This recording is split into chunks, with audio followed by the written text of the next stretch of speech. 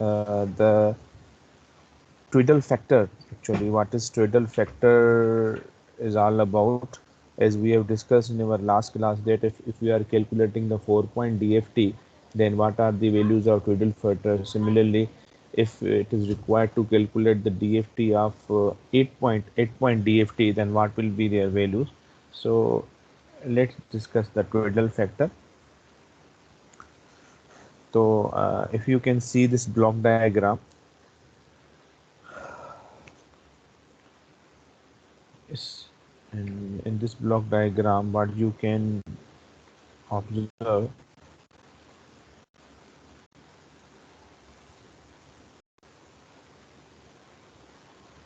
this indicates input.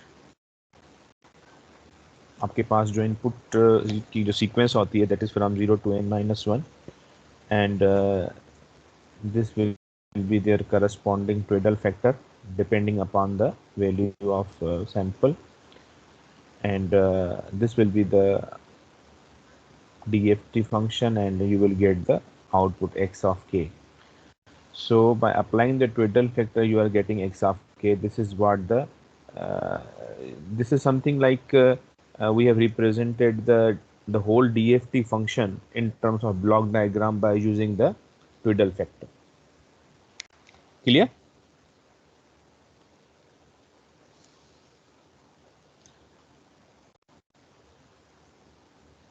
Do you understand this diagram or you have confusion?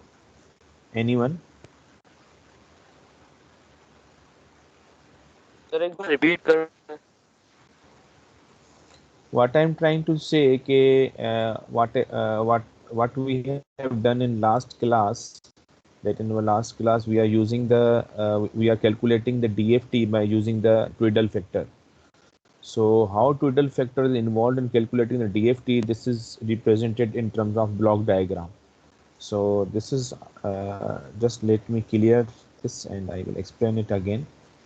So this is your input, the input sequence, which is given in the x of 0, x of 1, x of 2, and so on. This is your input sequence, and this is your twiddle factor according with respect to the sequence. Obviously, if it is 0, then it will be 0, and their corresponding values are there. And if you are going from x of 0 to obviously n-1, then this will be its final twiddle factor. So when you are processing this twiddle factor according to the expression of DFT, as we know the expression of DFT, what you will get at the output? You will get x of k at the output.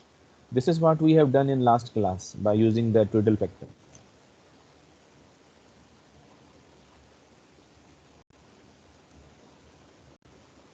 Clear? Clear है sir. Yes sir, clear है. 04. Okay. So now moving towards the twiddle factor. Now this is very important slide, and according as far as twiddle factor is concerned, if you want to calculate the twiddle factor of different endpoints,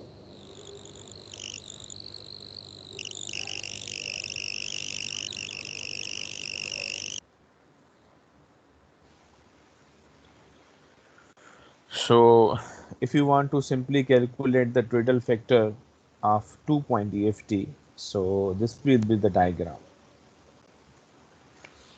Here n is 2, and what are the two values? Two values is W2 and E. Now n will be equal to 0 and 1. So if you place this value over here, then you will get these 2 points. Now how can you identify the point? These are the points.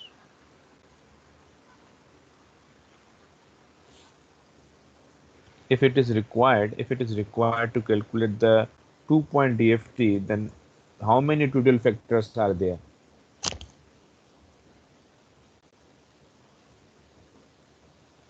Obviously there are 2 twiddle factors. Yes or not? Yes sir, 2 ही होंगे. ठीक है ना? So twiddle factor is nothing but what? It is a rotating vector actually, which rotates in increment according to the number of samples. जितने samples हैं उसके हिसाब से वो rotate होगा. अब अगर आपके पास 2 सैंपल्स हैं तो ये 2 के हिसाब से होगा, जिस तरह हमने जो है ना हमने we have I think we have calculated 4 point DFT, so this is 4 point DFT.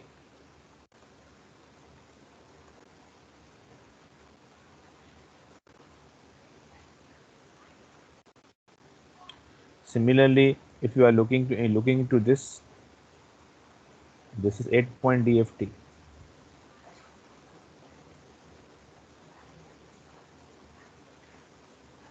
This is 8 point DFT. So can anyone explain this digits in brackets? What is the meaning of these digits in brackets? What is this? Sir ये given values हैं, जब हम आगे आगे values find करते जाएंगे तो यहाँ पे हमारे पास ये वैल्यूज़ आते जाएंगे। मतलब कि हमारे पास अभी 4 पॉइंट हमने निकाली है यहाँ पे, और हम 5 पॉइंट जाएंगे। फॉर एग्जांपल हम राइट साइड से 5 पॉइंट जाएंगे तो 0 के बाद हमारे पास 4 आएगा, और 6 पॉइंट जाएंगे तो नीचे हमारे पास 1 के बाद 5 आएगा। तो इसी तरह सर हम आगे बढ़ते जाएंगे और इसी तरह वैल्यूज़ आते जाएंगे। You want to say that if this is 5, then it means what? It means W 6 sir. 5. This one, इस तरह W4 सर ये 6 होगा ना फिर? तो ये नहीं 5 5 क्यों नहीं होगा? 5 ही होगा सर ये।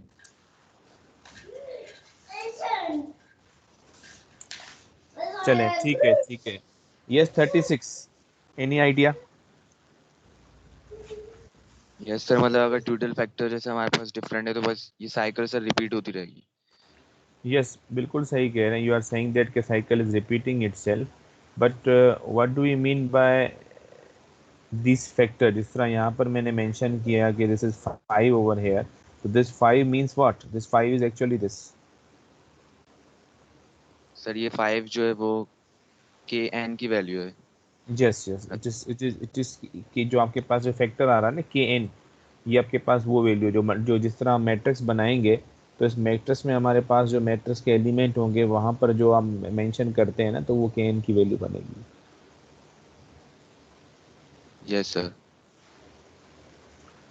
सिमिलरली यहाँ भी यही चीज़ है, और ये फैक्टर अब आई थिंक ये ब्रैकेट समझ में आ गई होंगी कि ये वैल्यू क्या चीज़ इंडिकेट कर रहे हैं। सर आपने एक पॉइंट कहा कि ट्यूडल फैक्टर की जो हमारे पास डिपेंड करते हैं वो कितने पॉइंट DFT पे है, यानी अगर 2 पॉइंट DFT है तो 2 ट्यूडल फैक्टर होंगे। सर तो ये क्लियर नहीं है। हाँ मैं समझाता हूँ। n इक्वल टू 2 का मतलब क्या है कि कितने सैंपल्स हैं?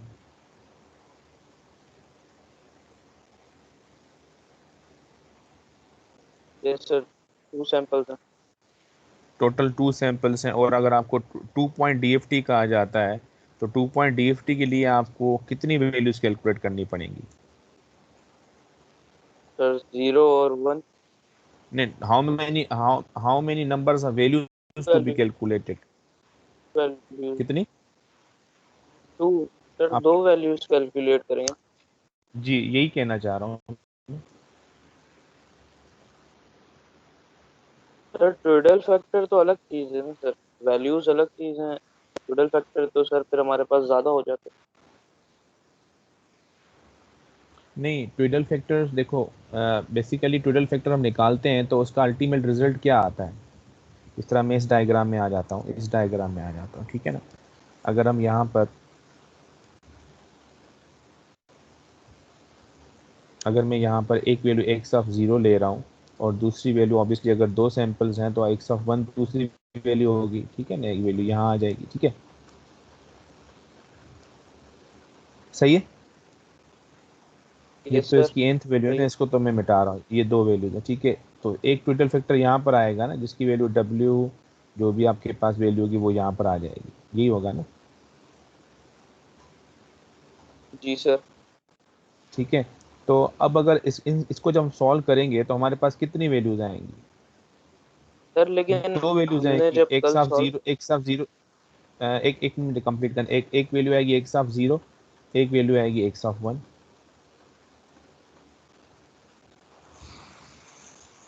जी अब आप बोलें, आप क्या कहना चाह रहे हैं? सर कल आपने जब करवाया था सॉल्व, हाँ सर हाँ हम ट्रेडल, हमारे पास 4.DFT के लिए हमारे पास मैट्रिक्स में हम जब कर रहे थे तो 4 into 4 हाँ की डायमेंशन कर रहे थे, तो इतने सारे ट्रेडल फैक्टर थे सर, W04, W14, सर इस तरह 9 तक जा रहा था जी जी जी। तो हमारे हमने पास। वैल्यूज तो कितनी वैल्यूज कितनी निकाली थी हमने? सर 0 के लिए निकाली थी, 1 के लिए निकाली थी, ये है ना, ये है ट्रेडल ना। फैक्टर की अगर बात करें तो। अच्छा अब जरा रुक जाओ, अब जरा रुक जाओ। हमने कल वाली एग्जांपल है ना, हम उसी को लेके चलते हैं। कल वाली एग्जांपल में कितने मैट्रिक्स जो बना था वो बना था 4x4 का, करेक्ट? यस सर, 4x4 का ठीक है, बना था बिल्कुल। ठीक है। जो जो डिस्टिंक्ट वैल्यूज थी वो कितनी डिस्टिंक्ट वैल्यूज थी?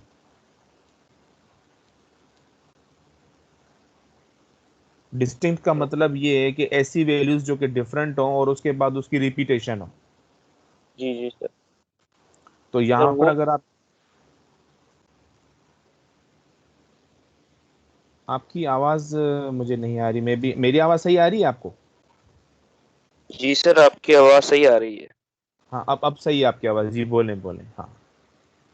सर सही है, डिस्टिंक्ट वैल्यू 4 ही थी उसमें भी, हाँ बाकी रिपीटेड वैल्यूज थी। हाँ रिपीटेड वैल्यूज है, यही मैं कहना चाह रहा हूँ। ठीक है सर, ठीक क्लियर है है। ना? Yes, any question?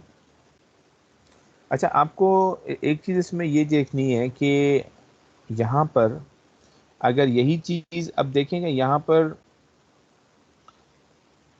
एक बड़ी इंपॉर्टेंट चीज है, जिस तरह अभी 04 ने आइडेंटिफाई किया, जिस तरह आई थिंक 04 ये कहना चाह रहे थे कि सर आप अगर ये n2 ले रहे हैं तो ट्विडल फैक्टर का जो मैट्रिक्स बनेगा वो तो 2x2 का बनेगा। जब 2x2 का बनेगा तो ट्विडल फैक्टर जो ट्विडल मैट्रिक्स के जो एलिमेंट्स हैं वो तो 4 बनेंगे। तो आप कैसे कह रहे हैं कि 2 हैं? आई थिंक ये यही चीज आप कहना चाह रहे थे मेरे ख्याल में।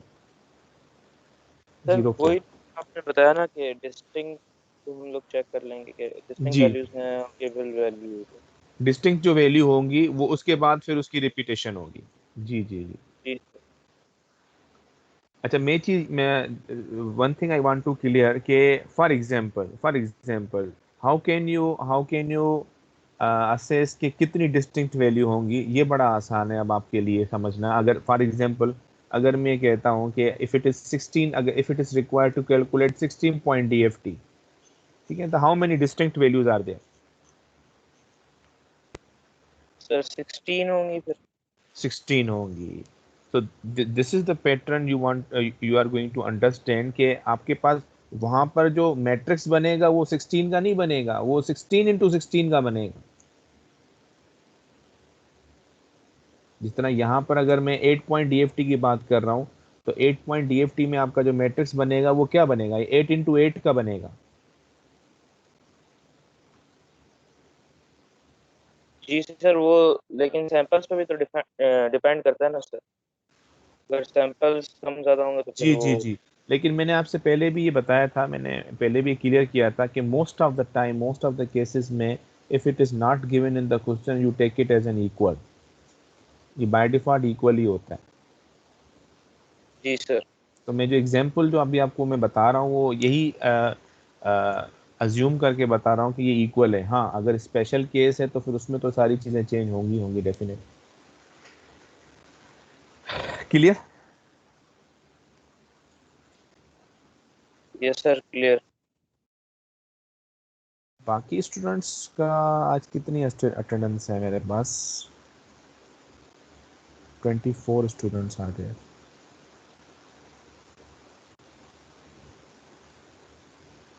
Yes, 43, why you are quiet today? Sir ऐसा कोई खास रीज़न नहीं है, बस एक एसएमएस टाइप कर रहा था तो उस वजह से।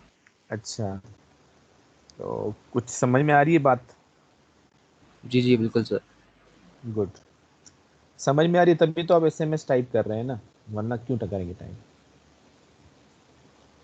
हाँ सर वो थोड़ा इम्पोर्टेंट था उस वजह से। Good good. अच्छा, अब कुछ एग्जांपल्स हैं, ये आपको सॉल्व करने हैं। अब देखें यहाँ पर सिंपली मैंने ये मेंशन किया है, compute DFT by matrix method and compare result with conventional method. अब यहाँ पर मैं ये नहीं कह रहा हूँ कितने पॉइंट डीएफटी निकालना है, ठीक है ना। अब अगर इस तरह का सिनारियो होता है तो आपको क्या करना है, डेफिनेटली जितने सैंपल्स हैं उसके हिसाब से उतने पॉइंट डीएफटी निकालना है। अंडरस्टूड? क्लियर? जी सर। Yes sir.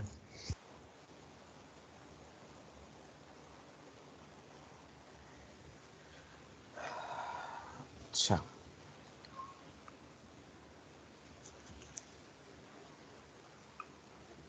जिस तरह अगर मैं seat number 16, are you listening me?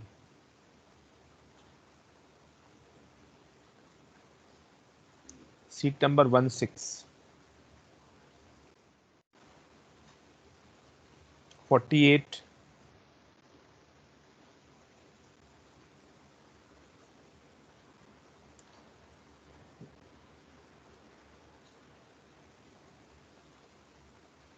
21,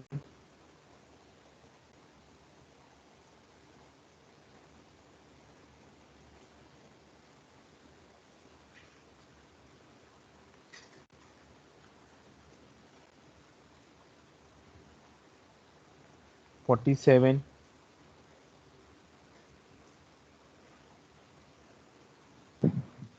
yes sir 47। अच्छा 47। आप मुझे ये बताओ कि जो इसका सी पार्ट है इसमें हमें कितने पॉइंट डीएफटी मालूम करना पड़ेगा?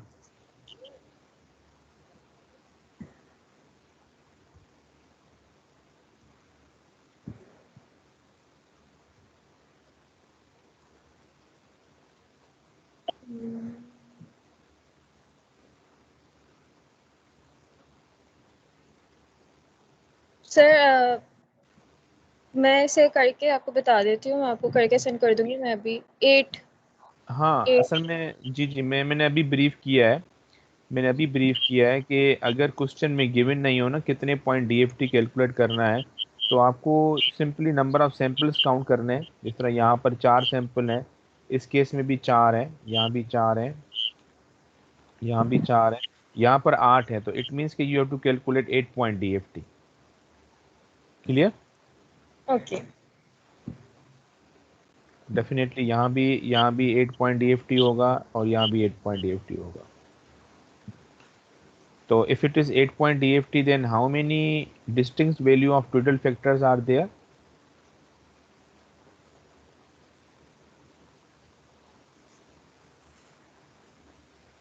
8 8. Very good, very good. And what will be the dimension of the matrix? Dimension sir 1 है, क्योंकि एक ही 8 है सर, डायमेंशन भी 8 है। डायमेंशन 8 है। मैट्रिक्स की डायमेंशन किस तरह स्पेसिफाई करते हैं? तो एक है, अगर रॉ वाइज देखा जाए तो 8 है। 8 rows and how many columns are there? 8 rows and 1 column। 8 rows and 1 column. Why 1 column? बल्कि नहीं, 1 कॉलम है, एक कॉलम है और 8 रो, नहीं 8 कॉलम्स है और एक रो है। ठीक है, चलें 118 से पूछते हैं। 118 आप बताओ जरा क्या इसकी डायमेंशन है?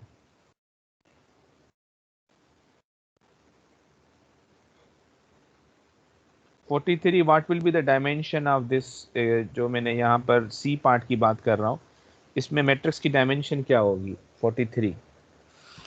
सर इसमें जितने सैंपल्स हैं उतने ही बनेंगे 8 बाय 8। 8 by 8, तो how many total factors are there? 64। जी। गुड। 16 बात समझ में आई आपको? इसमें 8 रोज और 8 कॉलम्स होंगे, तो टोटल जो मैट्रिक्स बनेगा उसमें नंबर ऑफ एलिमेंट्स या नंबर ऑफ टोटल फैक्टर कितने होंगे? 64 होंगे। ठीक है। क्लियर? जी सर। ओके, अच्छा अब हम स्टार्ट करने जा रहे हैं अपना जो है कन्वोल्यूशन को। हमने कन्वोल्यूशन को जो है I think we have discussed convolution regarding the Z transform and general concept of convolution. So I want to hear the definition from any one of you regarding convolution. What is convolution?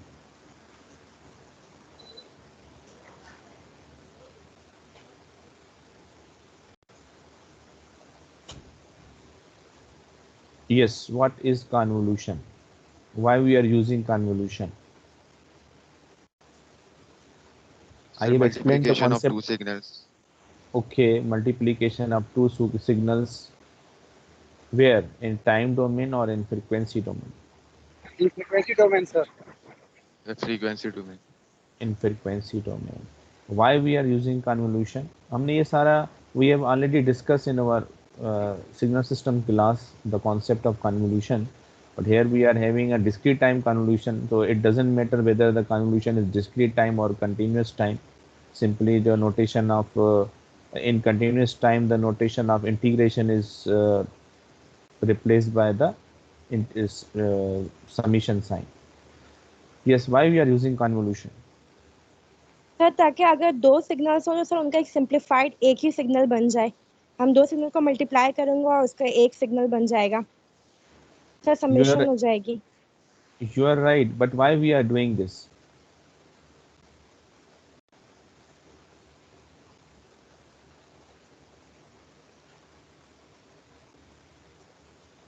Why we are कुछ doing आपने इस तरह बताया था कि एक ही graph पे plot हो जाएंगी उनकी वैल्यूज और उसकी सिग्नल की नेचर पता चल जाएगी। Okay, anyone else? Sir Z transform को मतलब हम सिंपलीफाई करते थे, मतलब उससे बेटर है ये, स्टेप्स कम हो जाते थे हमारे पास। No, no. Actually, Z transform is going to help the convolution between two signal by using the property of Z transform. So the main objective is to calculate the to calculate the convolution between two signal. But how we are calculating, it depends upon which type of technique we are using. So we in signal system we have discussed the technique of Z transform. By using the property of Z transform, we are solving the convolution between two signal. But still, it is a convolution. So my question is why we are using convolution. What is the importance of convolution?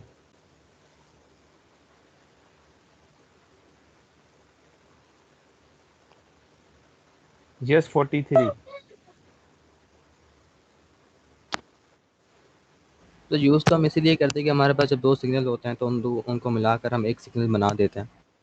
जी जी, मैं इसकी practical application पूछ रहा हूँ ना, मतलब कि अगर हम ये मतलब यही चीज़ यू आर करेक्टली सेड कि ये चीज़ इसी तरह ही होती है, बिल्कुल सही कह रहे हैं, लेकिन इसकी मैंने प्रैक्टिकल एप्लीकेशंस बताई थी क्लास में ना, तो मैं वो थोड़ा सा देखना चाह रहा हूँ कि कितनी रिटेंड है आपके जहन में। किसी को है जहन में कि मैंने कुछ एप्लीकेशंस बताई थी?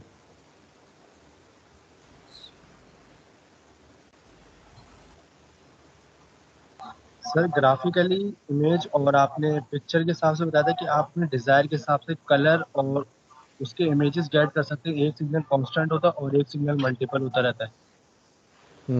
Very good, very good. ये इसकी एक एग्जांपल हो सकती है। जिस तरह कन्वोल्यूशन का बेसिकली मेन एप्लीकेशन ये है कि मैं डिजायर्ड सिग्नल जो है, I want to achieve the desired signal by multiplying by multiplying a specific signal to the input signal so that I can get the desired signal.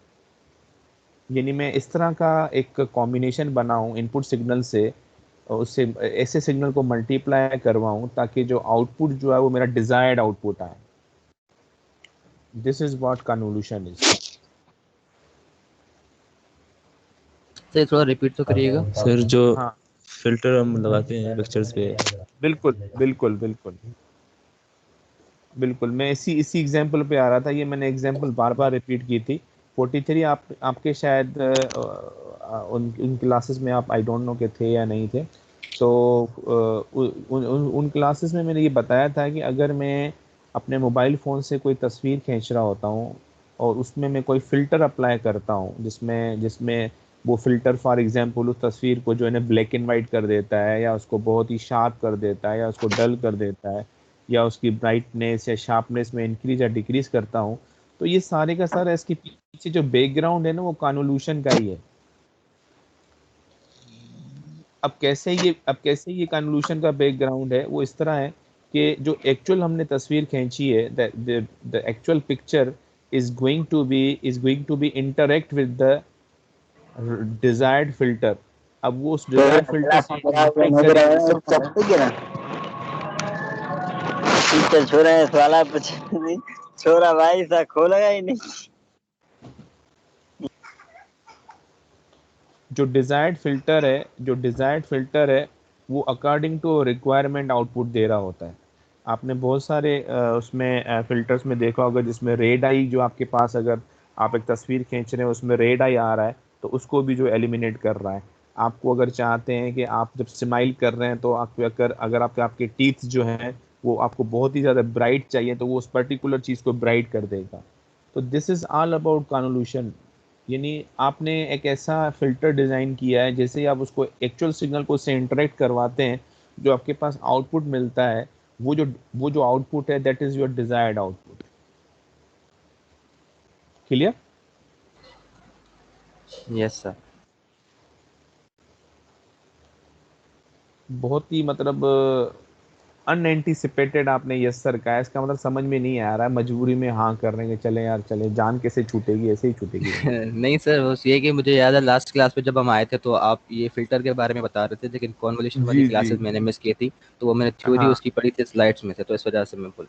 असल में convolution का basically काम ही ये है कि आप इनपुट सिग्नल को किसी ऐसे दूसरे सिग्नल से इंटरेक्ट करवाएं। मैं इंटरेक्ट वर्ड यूज कर रहा हूँ, वैसे मैथमेटिकली मल्टीप्लाई होगा, उसको मल्टीप्लाई कराएं ताकि आपके पास जो आउटपुट आए ना वो एक ऐसा सिग्नल आए जो कि डिजायर्ड सिग्नल हो।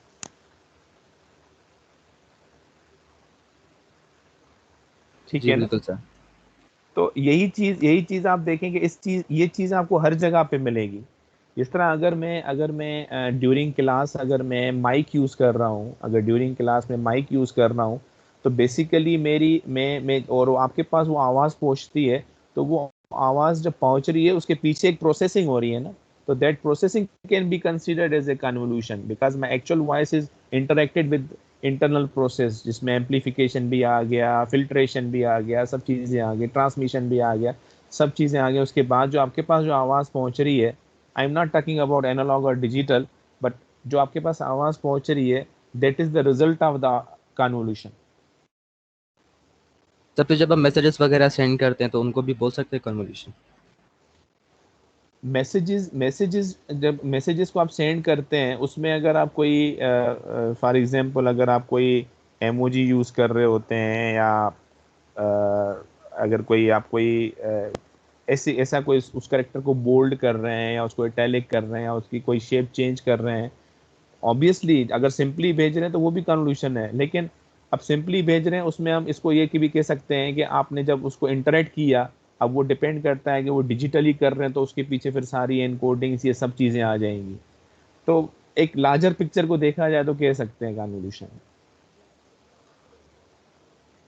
जी सर, क्लियर हो गया। ठीक है। 04 आप क्यों खामोश हैं? सर सुन रहा हूँ सर। अच्छा, तो इसमें अपना इनपुट तो डालें ना, क्या आपका इनपुट क्या है? जी सर, ये फिल्टर वाली एग्जांपल थोड़ी सी जहन में थी तो जी। बता दी ताजा में वजहदार में। सही।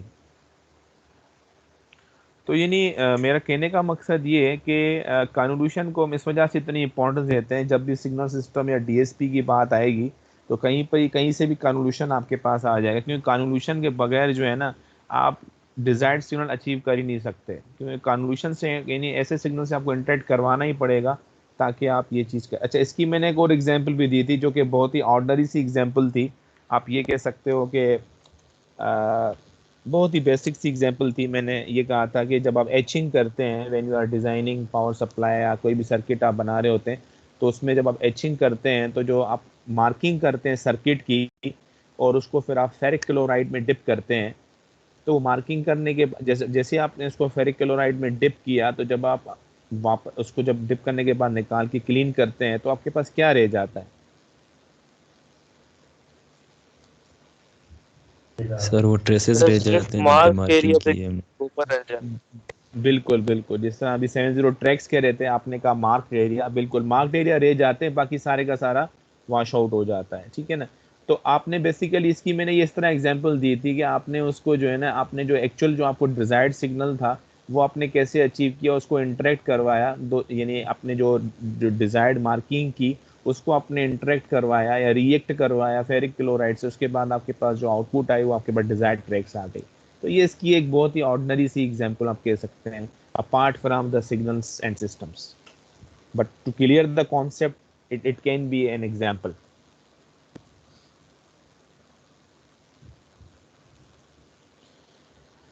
ठीक है, आगे Excuse me, चलते सर। हैं। जी जी, बोलें बोलें। सर मेरा एक सवाल है सर, ये तो उस पर सिग्नल में कन्वोल्यूशन कैसे होता है सर, ये थोड़ा सा डिफाइन कीजिए। किसमें? सिग्नल्स की बात कर रहे हैं ना आप सर, जी जी जी जी। ये सिग्नल्स में टाइम कन्वोल्यूशन कैसे होता है, ये थोड़ा सा डिफाइन कीजिए। सिग्नल में टाइम कन्वोल्यूशन कैसे होता है? जी जी सर, इससे कोई तो मिसाल देके थोड़ा सा बताएं। अभी मैंने इतनी एग्जांपल्स दी हैं, जिस तरह जिस तरह बात कर रहा हूँ आपसे, if I am taking the physical class, अगर मैं आपसे बात कर रहा हूँ तो आपके जो आप ये समझ लें कि आप जो मेरा लेक्चर सुन रहे हैं, तो वो जो सुन रहे हैं वो बेसिकली किसकी हेल्प से सुन रहे हैं? अगर मैं माइक यूज़ कर रहा हूँ तो माइक की जो आवाज़ है वो स्पीकर से आ रही होगी, ठीक है। अब माइक की आवाज़ जो स्पीकर से आ रही है, तो मेरा जो इनपुट सिग्नल है वो प्रोसेस हुआ किससे? पब्लिक एड्रेसिंग सिस्टम से, और आपके पास जो आउटपुट आ रहा है वो एक स्पीकर से आ रहा है, आप वहाँ से सुन रहे हैं। तो ये एक इंटरेक्शन हो गई ना एक्चुअल वॉइस की उस एम्पलीफायर से। जी सर। जिस तरह अभी मैं आपसे बात कर रहा हूँ, अभी मैं जिस तरह ऑनलाइन क्लास ले रहा हूँ, तो ऑनलाइन जब क्लास ले रहा हूँ, जिस तरह मैं अपना जो है हैंड्स फ्री से बात कर रहा हूँ, तो उसमें भी एक माइक है। तो आपके पास जो आवाज़ पहुँच रही है वो किस बेसिस पे पहुँच रही है? वो on the basis of convolution ही पहुँच रही है ना। उसके अंदर जो इंटरनल प्रोसेसिंग हो रही है, जिसमें एम्पलीफिकेशन भी हो रही है, फिल्ट्रेशन भी हो रही है, आपके पास बिल्कुल क्लियर आवाज़ आ रही है, इसमें कम्युनिकेशन तो आएगी ही आएगी। तो ये कन्वोल्यूशन ही तो है। यानी कन्वोल्यूशन का मेन मकसद क्या है? कि मैं अपने जो इनपुट सिग्नल को किसी ऐसे सिग्नल से इंटरेक्ट करवाऊं ताकि आउटपुट सिग्नल बेहतर से बेहतर या जो डिजायर्ड है वो मिल जाए।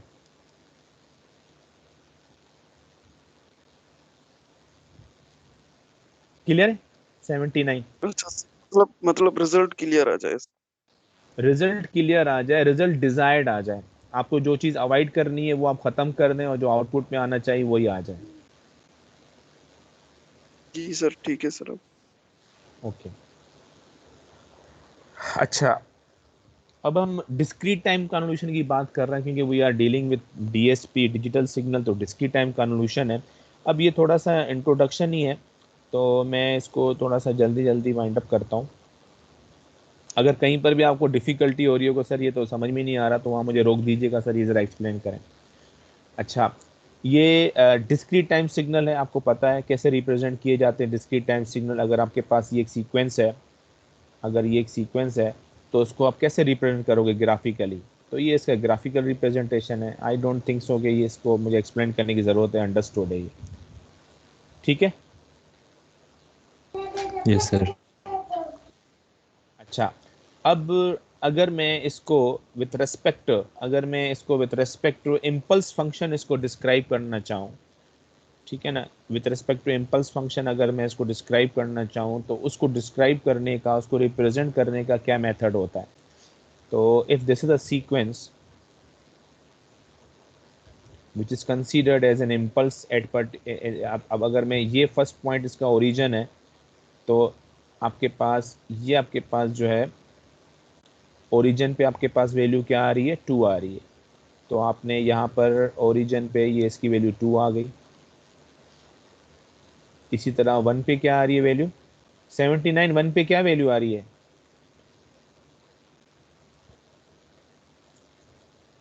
सर 1 पे 0 आ रही है। Very good. सेकंड डायग्राम पे आप देखिए 1 पे 0 आ रही है, ये जो मैंने यहाँ पर ये बनाया है ये जो है। अच्छा थर्ड पे -1 आ रही है, ये थर्ड पे -1 आ गई क्योंकि ये डाउनवर्ड है तो -1 है। सेकंड पे -1 आ रही है और थर्ड पे क्या आ रही है, थर्ड पे ये 3 आ रही है। तो ये इंडिविजुअली मैंने जो है हर पॉइंट पे जो है ना आपके पास एक इम्पल्स जनरेट हो रही है। I am considering it discrete signal as an impulse because it has a minimum width. If any signal has a minimum width and its output is maximum, then we are considering it as an impulse. तो ये इसकी जो है ना overall जो है diagram है, ये इसकी ओवरऑल डायग्राम जिसमें मैंने चारों इम्पल्सेस को यहाँ मेंशन किया है। ये फर्स्ट, ये सेकंड, 0 1 2 3, इन सबको मैंने यहाँ पर मेंशन किया है। अब इसको मैथमेटिकली हम कैसे रिप्रेजेंट कर रहे हैं, this is what I am trying to explain. ये आपके पास यहाँ पर आ गया। अगर मैं आपसे पूछूं x ऑफ 0 क्या है, 2 है। आप पहली डायग्राम से देख सकते हैं x ऑफ 0 क्या है, 2 है। इसी तरह x ऑफ 1 क्या है, 0 है। x ऑफ 2 क्या है, -1 है। और x ऑफ 3 क्या है, 3 है। अब इसी को क्योंकि because we are considering it as an impulse, so I can represent this whole discrete signal in terms of impulses. So this is how the expression can be written as. Sir impulse function की तो amplitude maximum होती है, तो यहाँ पे हम कैसे कह सकते हैं कि ये 2 -1 और 3 है। 2 -1, हाँ मैं ये बता रहा हूँ। देखो इम्पल्स की डेफिनेशन क्या है, इम्पल्स की डेफिनेशन ये है कि मैक्सिमम रिस्पॉन्स होना चाहिए फॉर अ मिनिमम टाइम, यही होती है ना। यस ठीक है। अब वो जो मैक्सिमम रिस्पॉन्स है वो किसी भी इम्पल्स का मैक्सिमम रिस्पॉन्स, वैसे तो हम अज्यूम 1 कर रहे होते हैं, लेकिन मैक्सिमम रिस्पॉन्स कुछ भी हो सकता है डिपेंडिंग अपॉन कि वो किस टाइम पर उसको जो है ना वो सैंपल किया गया है। तो हम जो इम्पल्स को यहाँ पर कंसिडर कर रहे हैं जिस तरह इसको, क्योंकि ये मैंने इंडिविजुअल डायग्राम्स क्यों बनाई है, because I am considering every sample as an individual impulse. अब यहाँ पर मैं ये अज्यूम कर रहा हूँ कि ये जो एक इम्पल्स है जो कि 0 पर एग्जिस्ट कर रही है और इसका मैक्सिमम एम्पलीट्यूड 2 है। ठीक है। इसी तरह अगर मैं यहाँ पर बात कर रहा हूँ तो ये भी एक इम्पल्स है जिसका एम्पलीट्यूड -1 है, नेगेटिव इम्पल्स है, नेगेटिव की साइड पे जा रही है। इस तरह ये जो है आई थिंक हाँ +3 है। तो यानी इंडिविजुअल सैंपल को मैं अज्यूम कर रहा हूँ as an impulse. Why I am assuming it as an impulse, because it has a minimum width. This is my criteria. Whatever the amplitude is, it doesn't matter, but I am considering the criteria of minimum width. So if any signal has a minimum width, I can consider it as an impulse.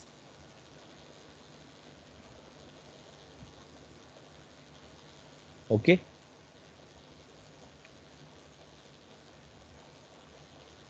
Seven zero.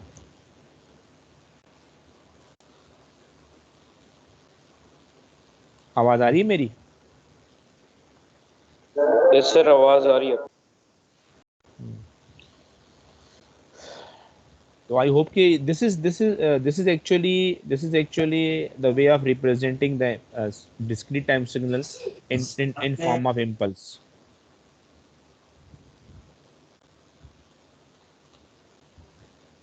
Seven zero आवाज आ रही है मेरी? Sir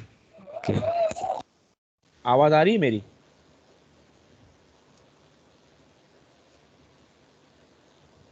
I think इनका कोई mic का problem sir है। आवाज आ रही है। ठीक है। अच्छा अब अगर हम यहाँ पर देखते हैं कि दिस इज द इम्पल्स। अब देखो यहाँ पर इस डायग्राम में देखो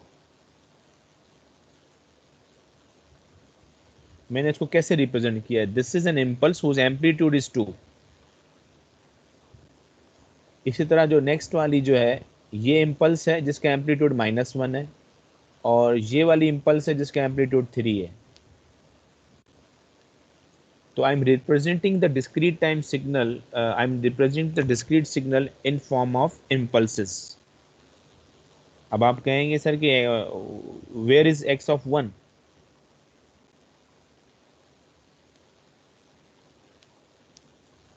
where is x sir of 1? वो तो जीरो है ना सर, जीरो है तो फिर डेफिनेटली डेफिनेटली, इस वजह से उसको हमने मेंशन नहीं किया। तो इसको अगर मैं जनरल फॉर्म में लिखूं तो ये इसकी जनरल फॉर्म है, यानी मैंने वैल्यू के बगैर अगर मैं इसको मेंशन करूं तो ये एक्स ऑफ 0 है,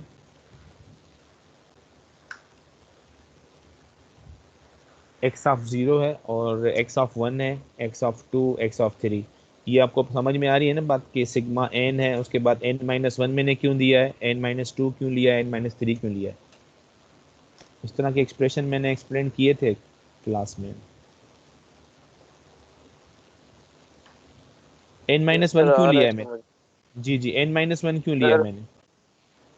सर ओरिजिन से आगे एक पॉइंट में डिले जी, हो इट रहा इज है अ तो इसलिए delayed, delete it is a किया। delayed function moving right hand side, therefore I have taken n-1. Similarly n-2 and n-3. So if discrete signal has a finite length, then this will be its expression.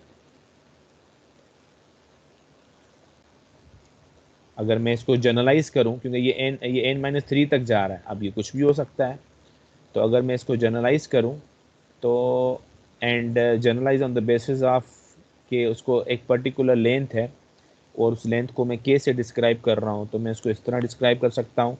और अगर यही चीज़ infinite है तो मैं क्या करूँगा, इसको इन्फिनिटी ले लूँगा, ये इन्फिनिटी आ।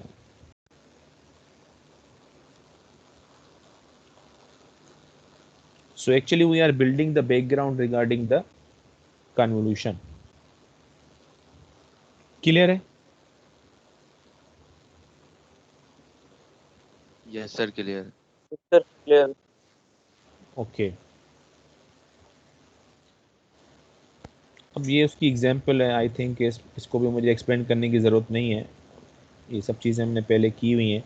अगर मैं ये कहता हूँ कि इसको जो है डिस्क्रीट टाइम सिग्नल को इम्पल्स में रिजॉल्व करो, रिप्रेजेंट करो, तो ऑब्वियसली आप अब आपको ओरिजिन मेंशन किया हुआ है, अब ये ओरिजिन की पोजीशन क्या होगी, ये ओरिजिन की पोजीशन होगी। According to the position of origin this will be the pattern of n, यानी n will be starting from -1. why it is starting from -1? because origin is here, so n equal to 0 is here, this will be -1, this will be 1, this will be 2, so this will be the pattern। और similarly इसका भी इसी तरह होगा। ये बात समझ में आ रही है, क्लियर है कि -1 0 1 2 क्यों हो रहा है? क्योंकि ओरिजिन आपके पास yes sir second clear. Second sample पे, ठीक है। इस तरह हमने ये वैल्यूज ले ली, x-1 पे क्या है, 0 पे क्या है, ये हो गया, और ये हमने इसको, ये इसकी जनरल फॉर्म आ गई, और ये मैंने इसको एक्सपेंड किया, और ये इसका फाइनल इसकी रिप्रेजेंटेशन है। और आर एन के लिए भी अगर हम ले रहे हैं तो भी सेम ही है।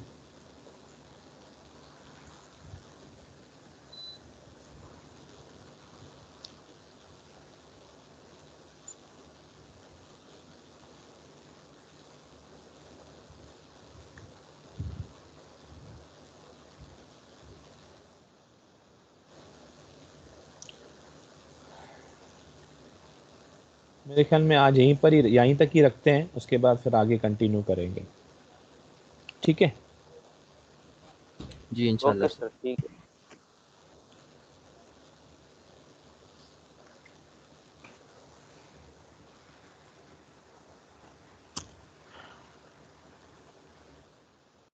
मैं स्लाइड आपको शेयर कर देता हूँ। आई थिंक काफ़ी चीज़ें ऐसी हैं जो कि आप खुद ब खुद भी समझ जाएंगे, क्योंकि ये चीज़ें हमने डिस्कस की हुई हैं सिग्नल सिस्टम में।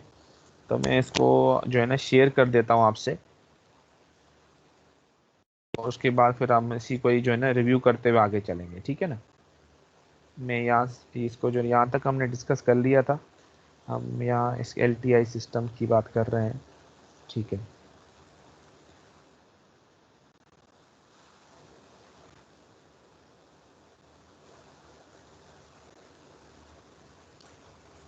अगर कोई क्वेश्चन है तो पूछें।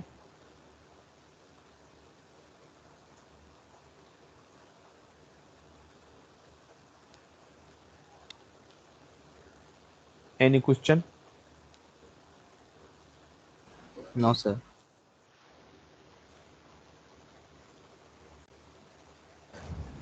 नो सर सर क्लियर है। सब्जेक्ट से हट के एग्जाम्स कब हो रहे हैं मिड के? Media final